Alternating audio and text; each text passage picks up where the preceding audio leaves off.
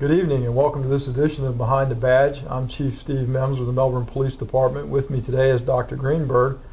He has a unique perspective on a problem that's facing a lot of us today, and that's distracted driving. We're going to talk to Dr. Greenberg about this issue and what we can do to prevent it and some of the things that are going on in your neighborhood with distracted driving. Stay with us. We'll be right back. Thank you.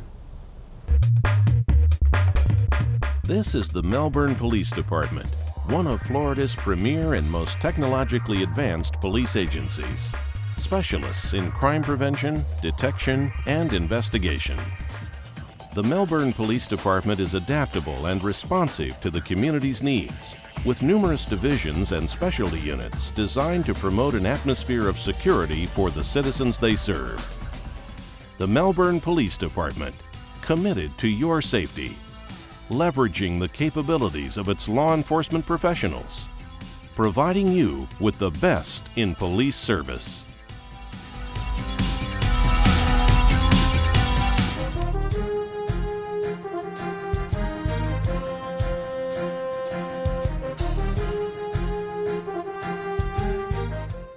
Welcome back. I'm Steve Mims. I'm the police chief of the city of Melbourne. With me today is Dr. Greenberg. Dr. Greenberg, you've started a unique program called Hang Up and Drive. Can you give us an idea as to how this idea originated and what the problem is with distracted driving and hang up and drive? I mean, that says it all right there, but sure. Talk to us for a minute about that. I've been in practice. I'm a chiropractor in town. I've been in practice for about 27 years. And about 10 years ago, my practice became virtually all people who've been in car accidents. And as my children started to get older and get to be driving age, I started noticing that my patients, as I was taking their histories, what happened in your accident, what they were telling me all the time was it involved a cell phone. And it got to be where it was 6 or 7 out of 10. And that sounded like a very high number to me, and especially it hit home with my kids now driving. And so I decided it was either put up or shut up, and so I decided to do something about it and started Hang Up and Drive. It's a very unique perspective on this. We've talked about distracted driving on this show before and the impact that it can have on families, but you bring a unique perspective to the table. You're actually treating patients who have been involved in accidents, and they're telling you that this is an issue, but it really hasn't. You know, in the national stage, the media is talking about it to a certain degree. The Florida legislature is discussing some potential distracted driving legislation, but nothing's been passed yet. So what we have to do in the community is get the message out. What are some of the things that you're doing to get the message out? Well, my concern is that even if they make it a law, just like speed limits, that doesn't mean everybody's going to stop. So it really has to come down to education. And so the first thing I did was I started going to the Brevard County schools and started talking to the children.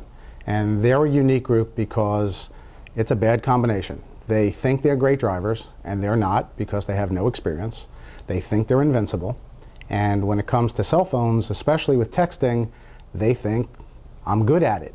It's not going to happen to me. And so education, to me, was the biggest part of Hang Up and Drive. That was the way I needed to start this, not just make it a law. How many schools have you been to? Oh gosh, I lost count. And it was difficult because I was going to the schools and they weren't able to do assemblies for me. So I would go to driver's ed and sit there all day and talk to 15 kids at a time, class after class after class. And there's only so much of me to go around, but I've probably been to 20 schools so far. What's the reaction from the kids when you're talking to them? It's interesting. You have to find ways to push their buttons. And the reactions in the beginning, I wasn't sure if I was getting through to them. And I was sitting at some high school events. I was sitting at a football game, a basketball game, and I had parents coming up to me who I've never met, and not schools where my children went to school. And they were saying, are you Dr. Greenberg? And I'd say, yes. And they'd say, I don't know what you said to my child, but he came home from school or she came home from school, and it's all they can talk about. So I found a couple of ways, I guess, to get through to them. The thing I think that pushed their buttons the most was I had video of real accidents from traffic cams. And then I was able to put it in terms they could understand. So when I would tell them about if you're going 55 miles an hour and you look at your cell phone, don't answer it, just look and see who it is. It takes 4 seconds. And in that 4 seconds, you've traveled 100 yards of football field, and you have no idea what went on during that time. And that hits home with them. They can picture the football field, and they said, you know, wow, that's a long way, and they never thought of it in those terms. The other thing that you have is a unique perspective that you can provide, not only because you're a physician, but you've been through a traumatic crash. Can you talk to us about that for just a moment? Yeah, it's not so good for me. It's really good for my patients and really good for the people that I've talked to. I've had 20 orthopedic surgeries, and a few of them have come the result of a bicycle accident. I was bicycling, training for a 100-mile ride, and ended up being hit head-on by a Ford van going 45 miles per hour. And there was some distracted driving that went on. I have no right to be sitting here. It's luck and a little bit of skill, but I get to understand what my patients are going through. And the thing about these injuries is, if you've never been through it, you really just don't get it. And when you look at these people, they don't look injured. And so people start to second guess them. Oh, you said you heard, you have a case, an attorney, that kind of thing. And so I frequently will meet with the families, the husband, the wife, and bring them into it, because they're looking at this person who's hurt and saying, they look fine, quit whining.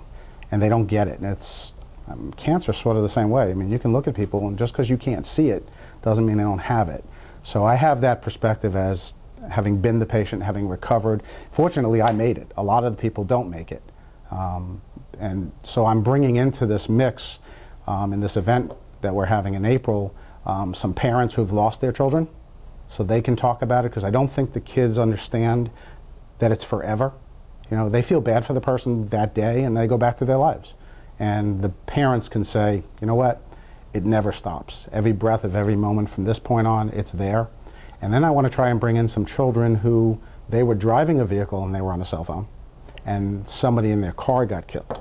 If you've had a specific involvement from a student from that perspective, is that correct? Yeah, I've got a student, Marley Spencer from Palm Bay High, and she is her title is student liaison, and she is going to be setting this program up in a number of the schools in Brevard County, hopefully all of them. What's Marley's take on this? Marley first got involved with something called Rachel's Challenge, and that was the girl who had been the first student killed at Columbine, and that ran out of funding. And she's just a wonderful, giving, creative person, and creativity is not my thing. So the perspective that she gets to bring is, she can tell me what to say, how to say it, so that the kids will get what I'm saying. I'm not just another old fart out there talking down to the children. Exactly. When we come back, we're going to talk for a few minutes about some of the things we've got on the table here, the hang up and drive perspective on this, and what that means to you, and how you can work with your kids, or your kids can work with you, to improve your family's perspective on hang up and drive. We'll be back in just a moment.